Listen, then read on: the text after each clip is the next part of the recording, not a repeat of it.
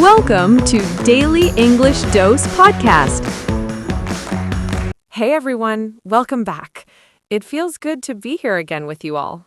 Yeah, honestly, this space is becoming something special. Aisha, I was just thinking, every time we sit down for these conversations, it feels less like teaching and more like sharing life. Exactly.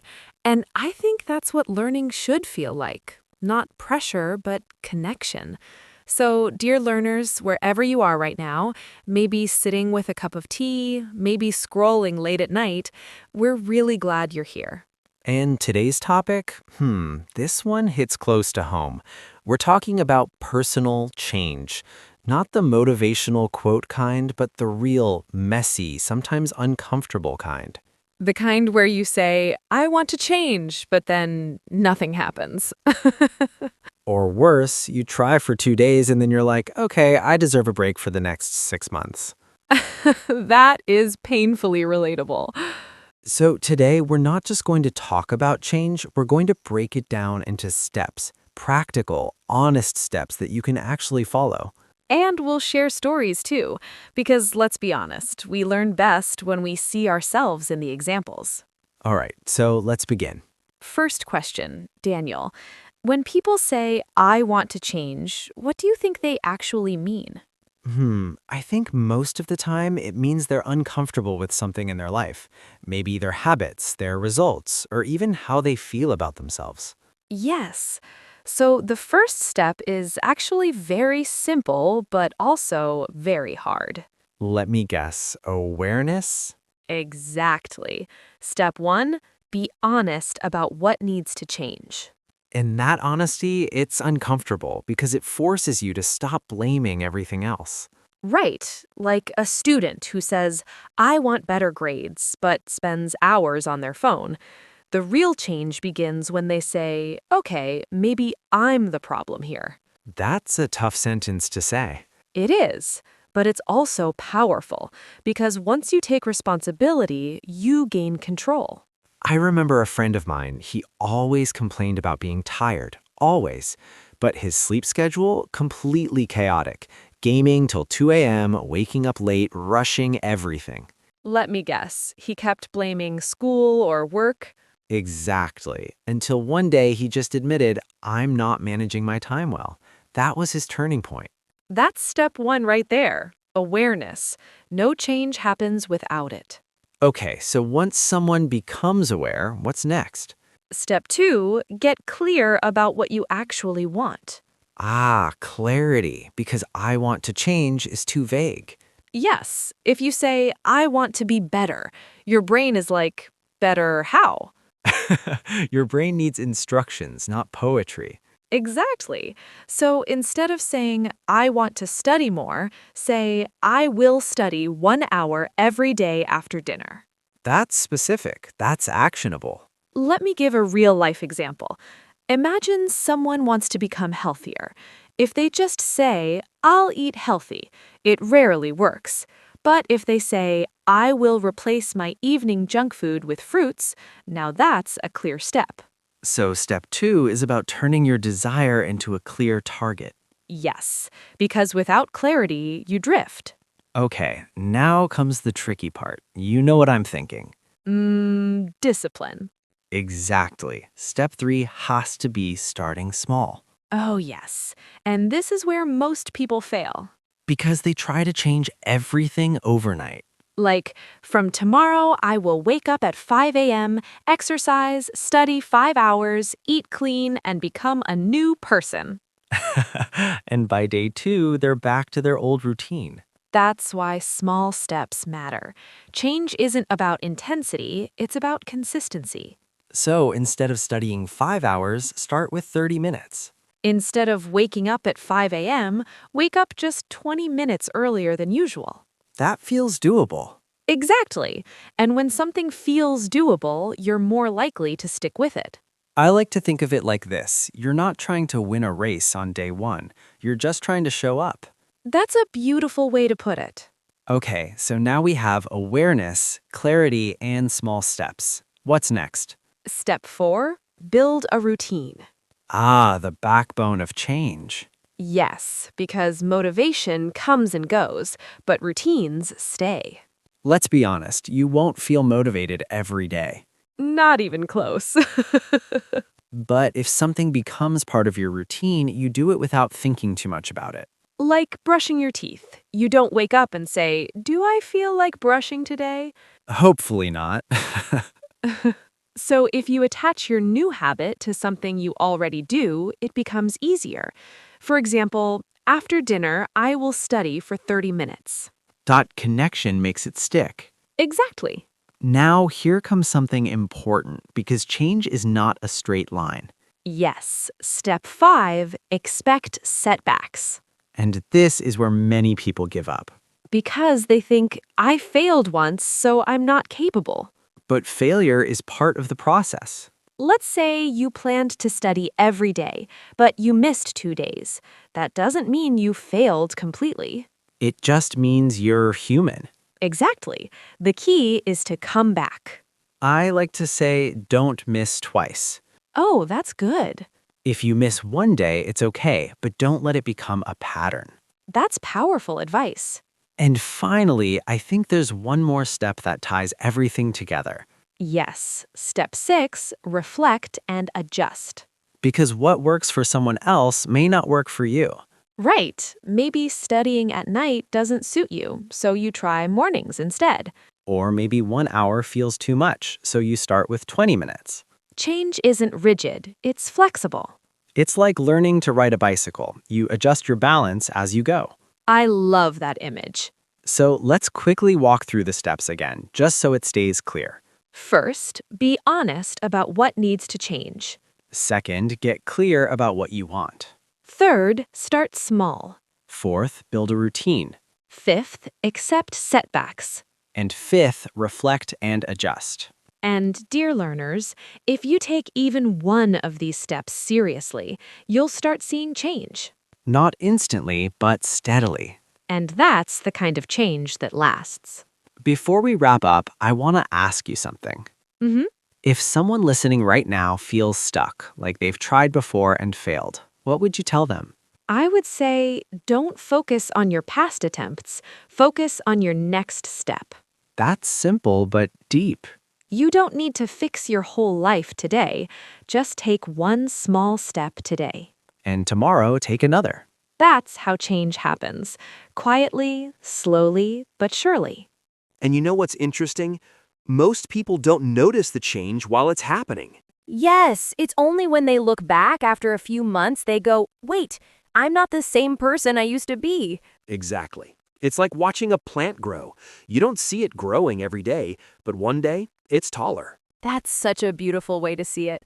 And I think this brings us to something very important, patience. Ah, the thing everyone wants, but no one wants to practice.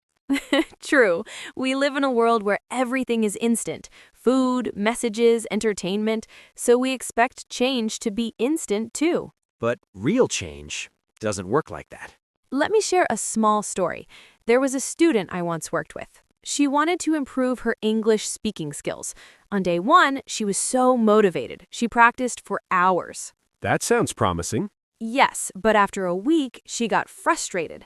She said, I'm still making mistakes. I'm not improving. That's the impatience kicking in. Exactly. So I told her, don't focus on perfection. Focus on progress.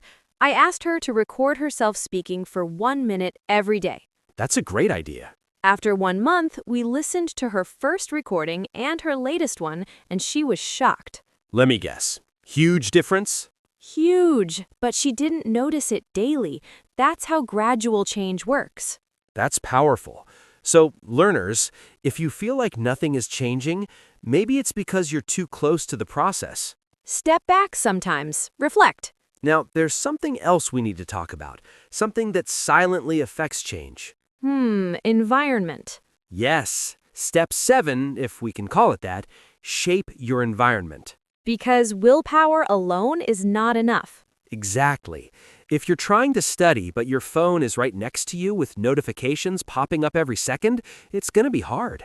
So instead of fighting temptation, remove it. Put your phone in another room. Sit in a place where distractions are less.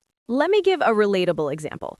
Imagine you're trying to eat healthy, but your table is full of chips and chocolates.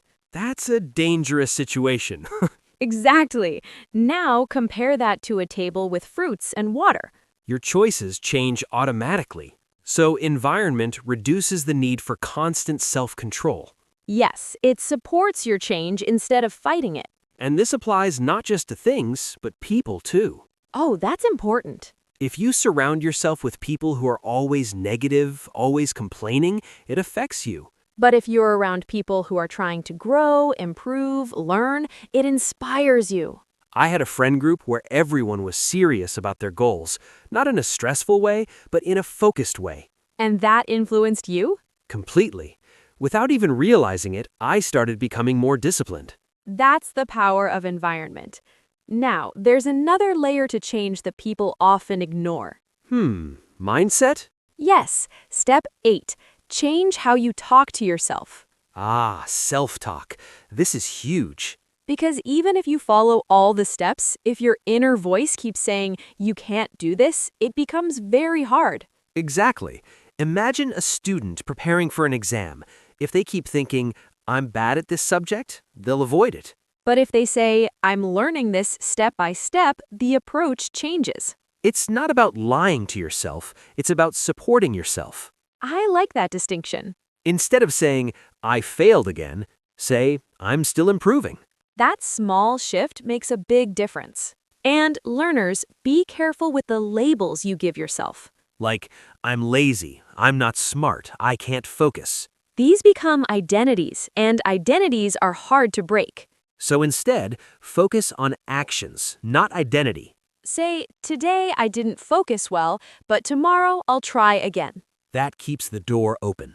Now, Daniel, I feel like we should talk about something that many people struggle with but don't admit.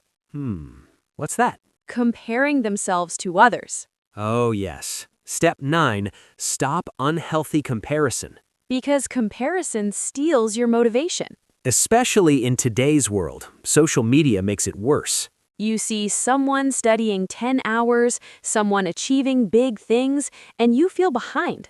But you don't see their struggles, their failures, their starting point. Exactly. You're comparing your beginning to someone else's middle.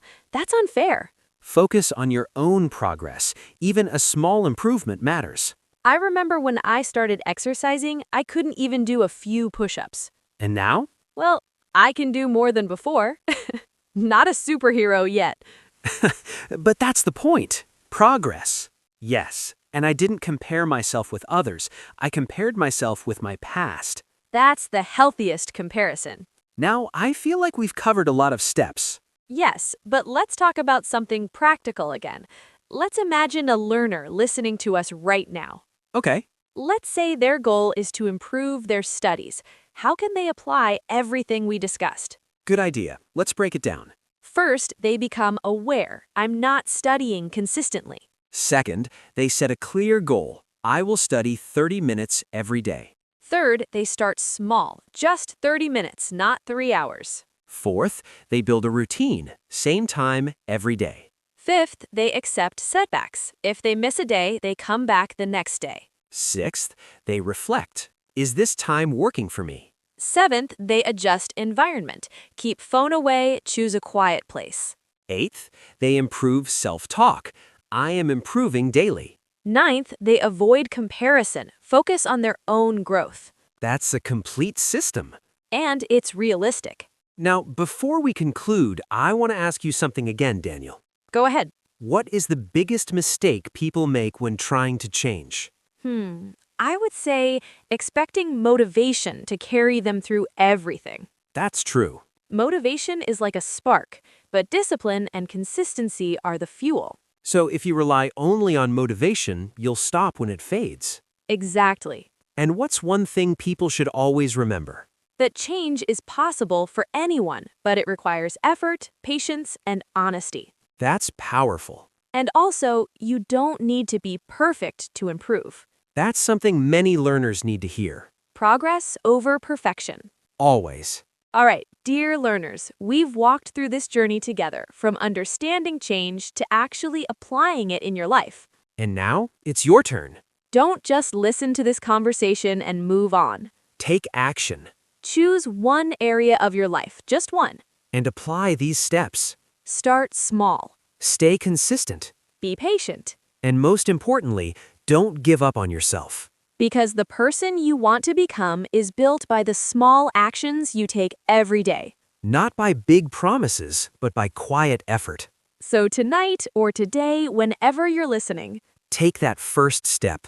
we're with you in this journey. Always. Until next time, keep growing, keep learning, and keep becoming a better version of yourself. Take care, and we'll see you soon.